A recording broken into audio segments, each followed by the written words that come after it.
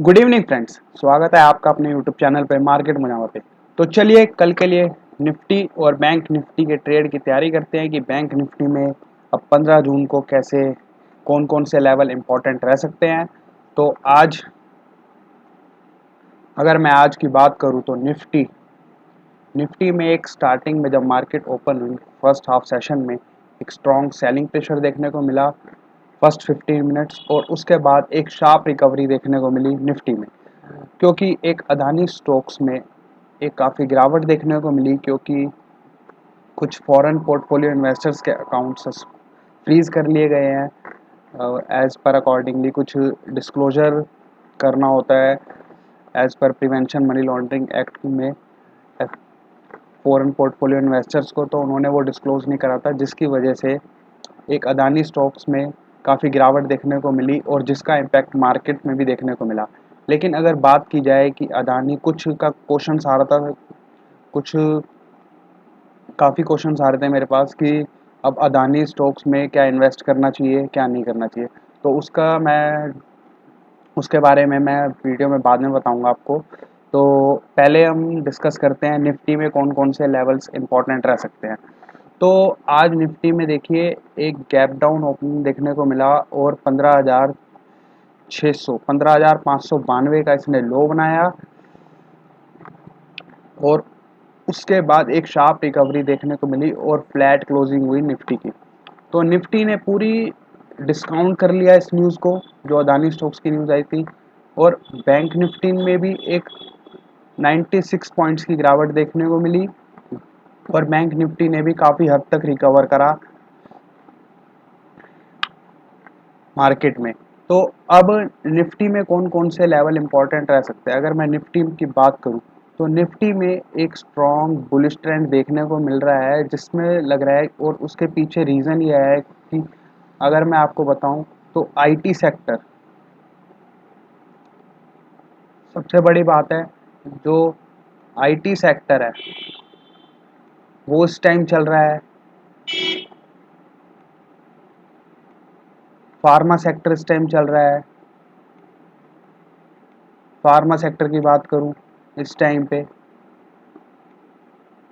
तो, और काफ़ी हैवी वेटेज स्टॉक्स भी इस टाइम पे चल रहे हैं, जैसे रिलायंस, वो भी निफ्टी को फुल सपोर्ट दे रहा है। तो जिसकी वजह से निफ्टी में तेज़ी है, अभी भी बुलिश ट्रेंड बना हुआ है निफ्टी में। तो आज भी देखिए मार्केट का दिग्गज रिलायंस रिलायंस भी आज ऊपर था, बल्कि रिलायंस में एक सेलिंग प्रेशर देखने को नहीं मिला स्टार्टिंग में, और रिलायंस में 1.5% की बढ़त पर बंद हुआ 2244 पे। तो रिलायंस ने आज सपोर्ट करा निफ्टी को। तो इसीलिए निफ्टी में एक तेज़ी बन रही है, जो फार्मा स्टॉक्स में तेज़ी देखने को मिल रही है और आईटी स्टॉक्स में। तो अब निफ्टी में कौन कौन से, अब निफ्टी में नीचे का लेवल एक 15,600 का लेवल एक स्ट्रॉन्ग सपोर्ट का काम करेगा, 15,600 का लेवल। तो 15,600 के लेवल के ऊपर जब तक निफ्टी है तब तक एक बुलिश ट्रेंड बना हुआ है निफ्टी में। तो 15,600 के लेवल को क्लोजली वॉच करते हुए हम ऊपर इसमें तेज़ी की पोजीशन बना सकते हैं निफ्टी में। और टारगेट इसमें निफ्टी में आने वाला कौन सा लेवल है जहाँ पे जहाँ तक निफ्टी जा सकता है। तो अगर मैं बताऊं तो निफ्टी के लिए अब नेक्स्ट टारगेट रह सकता है निफ्टी 16,000 का लेवल। निफ्टी 16,000 का लेवल दिखा सकता है अगर इसी तरह मार्केट के दिग्गज Reliance, pharma sector, IT sector अगर ये साथ देंगे तो निफ्टी में ज़रूर 16,000 का लेवल देखने को मिल सकता है। क्योंकि अगर मैं बात करूं बैंक निफ्टी की, बैंक निफ्टी इस टाइम बिल्कुल भी सपोर्ट नहीं कर रहा है। बैंक निफ्टी में अभी भी एक डाउन ट्रेंड बना हुआ है शॉर्ट टर्म में, अभी भी वो वीक है बैंक निफ्टी।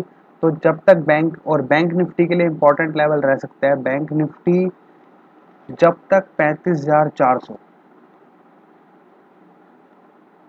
जब तक 35,400 का लेवल क्रॉस नहीं करता बैंक निफ्टी, तब तक बैंक निफ्टी में मोमेंटम वीक है। तो 35,400 का लेवल इंपॉर्टेंट है।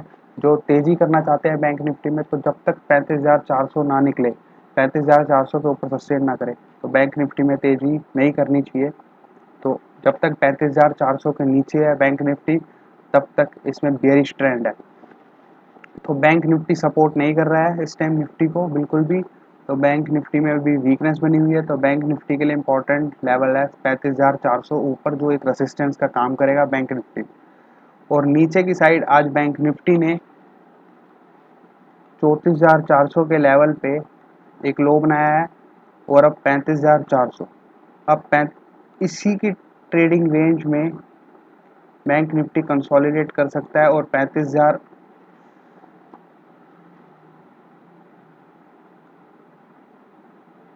35,400 अगर तोड़ता है तो और भी वीकनेस गहरा सकती है बैंक निफ्टी में। तो बैंक निफ्टी में ऊपर की साइड 35,400 का लेवल और नीचे की साइड 34,400 का लेवल इम्पॉर्टेंट है। तो ये लेवल्स इम्पॉर्टेंट रहेंगे निफ्टी और बैंक निफ्टी में। और एक स्टॉक मुझे काफ़ी अच्छा लग रहा है, वो है रिलायंस। अगर मैं रिलायंस की बात करूं,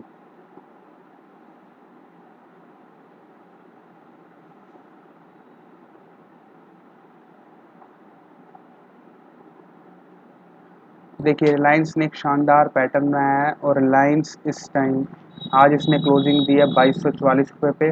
अपने प्रीवियस हाई के ऊपर क्लोजिंग दी है इसने। तो 2245 पे क्लोजिंग देके अब नेक्स्ट लेवल इसका रह सकता है। जो नेक्स्ट प्रीवियस इसका हाई था वो था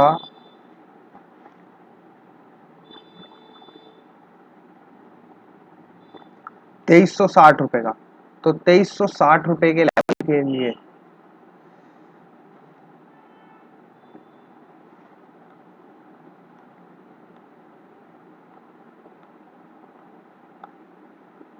2360 रुपये के लेवल के लिए रिलायंस में तेज़ी की पोजीशन बनाई जा सकती है।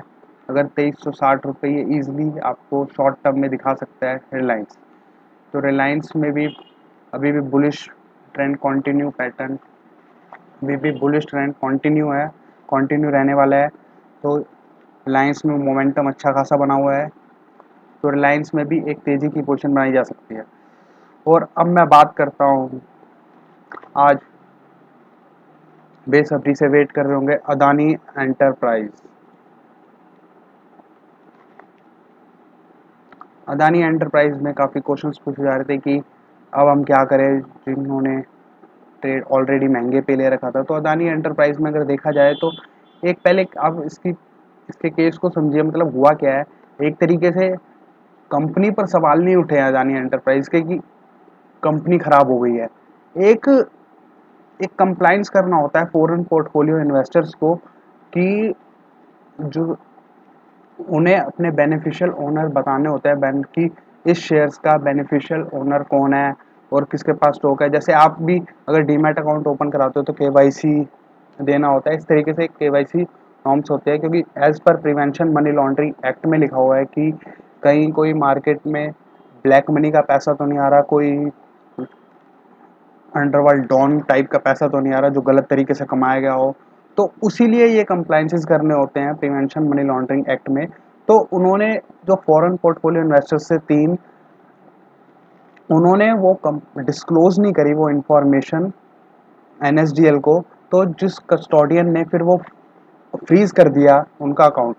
तो जिसकी वजह से ये न्यूज़ एज पैनिक हो गए एकदम से लोग कि शेयर्स में कुछ कंपनी खराब हो गई, कॉर्पोरेट गवर्नेंस इशू आ गया, या वो सब। ऐसा कुछ नहीं है, एक जस्ट कंप्लाइंस नहीं करा उन्होंने। तो क्योंकि अगर देखा जाए तो प्रमोटर्स की होल्डिंग अभी भी अदानी एंटरप्राइज में, अगर आप प्रमोटर की होल्डिंग देखोगे तो 75 अप्रॉक्सीमेट 75% की होल्डिंग है। और प्लेज में भी शायद 5% अराउंड है प्लेज। और अगर देखा जाए बाकी, हाँ, जो अदानी के दूसरे शेयर हैं, Adani green, Adani transmission, Adani gas, ये शेयर्स काफ़ी महंगे हो गए थे लास्ट टाइम से। अगर देखा जाए तो जो 50 रुपये का शेयर, हाँ शेयर्स महंगे हो चुके हैं, लेकिन अदानी एंटरप्राइज कंपनी एक सॉलिड कंपनी है इस टाइम। तो अदानी एंटरप्राइज में हाँ ये है कि अगर आप इस टाइम पे लेवल पे खरीदोगे थोड़ा महंगा पड़ेगा। थोड़ा मार्केट में हर चीज़ डिस्काउंट करती है। अब जैसे आज अदानी एंटरप्राइज का शेयर थोड़ा तो डिस्काउंट करा, कम से कम एक 1800 का हाई, 1700 का हाई बनाया और आज 1200 का लो बनाया, तो ऊपर से कम 30% करेक्ट हुआ और 30% आपको सस्ता मिलने की कोशिश हुई अदानी एंटरप्राइज में। तो इजीली जो लॉन्ग टर्म इन्वेस्टर है उन्हें तो मार्जिन ऑफ सेफ्टी का फायदा उठाना चाहिए था इस मौके पे, बाय ऑन डिप स्ट्रेटेजी। और यही हुआ कि बाय ऑन डिप स्ट्रेटेजी जो लॉन्ग टर्म इन्वेस्टर्स हैं वो उन्होंने नीचे से खरीदा और शेयर में एक रिकवरी देखने को मिली। लेकिन हाँ, जिनमें लोअर सर्किट लगा है, Adani gas, Adani green, Adani transmission, उन स्टॉक्स को भी थोड़ा अवॉइड करना चाहिए क्योंकि शेयर्स काफ़ी ऑलरेडी महंगे हो चुके हैं वो। क्योंकि अगर इस टाइम देखा जाए प्राइस अर्निंग रेशो इस टाइम स्टॉक मार्केट में मोस्टली सारी कंपनीज का महंगा हो चुका है, काफ़ी हाई पर पहुंच चुका है प्राइस अर्निंग रेशो। लेकिन फिर भी क्योंकि कंपनियां ग्रो कर रही हैं ज़्यादा से ज़्यादा, प्राइस अर्निंग रेशो भी सेक्टर वाइज मैटर करता है। बैंकिंग, अब किसी सेक्टर में ग्रोथ देखी जाती है, प्राइस अर्निंग मैटर नहीं करता, किसी में ब्रांड वैल्यू देखी जाती है। तो अब जैसे एक्चुअल है, एक्चुअल का प्राइस अर्निंग रेशो भी महंगा है लेकिन उस कंपनी में ग्रोथ है, कंजम्पशन थीम बहुत अच्छी है, तो क्या वो प्राइस अर्निंग के बेसिस पे लोग उसमें इन्वेस्ट नहीं करते? इन्वेस्ट करते हैं उसमें, तो वो तो लॉन्ग टर्म के लिए बहुत अच्छा माना जाता है एक्चुअल जैसा शेयर। तो अभी मैं बोलूँगा मतलब Adani enterprise buy on dip strategy follow करे, अच्छी क्वालिटी कंपनी अच्छी है, कोई कॉर्पोरेट गवर्नेंस इशू नहीं आया है इस पे, एक जस्ट न्यूज़ आई है। तो हाँ, अदानी गैस, ये जो दूसरे शेयर थे इसके जो डीमर्ज हुए थे, अदानी गैस, अदानी ग्रीन, उन्हें थोड़ा अवॉइड करना चाहिए अभी भी। तो सस्ते में मिले तब आपको, क्योंकि आपका मार्जिन ऑफ सेफ्टी उस टाइम कम हो जाता है, तो आपको मार्जिन ऑफ सेफ्टी का बेनिफिट मिलेगा अगर सस्ते में आप खरीदोगे। अगर आप 1800 पे खरीदोगे तो रिटर्न तो फ्यूचर में मिलेंगे लेकिन कम मिलेंगे, टाइम ज़्यादा लगेगा। और सस्ते में खरीदोगे तो रिटर्न भी ज़्यादा मिलेगा और टाइम भी कम लगेगा। तो और अभी भी ये मेरी पर्सनल ओपिनियन है, अगर आप अपने फाइनेंशियल एडवाइजर से कंसल्ट कर सकते हैं इस बारे में, अदानी एंटरप्राइज के बारे में। तो थैंक्स फॉर वॉचिंग।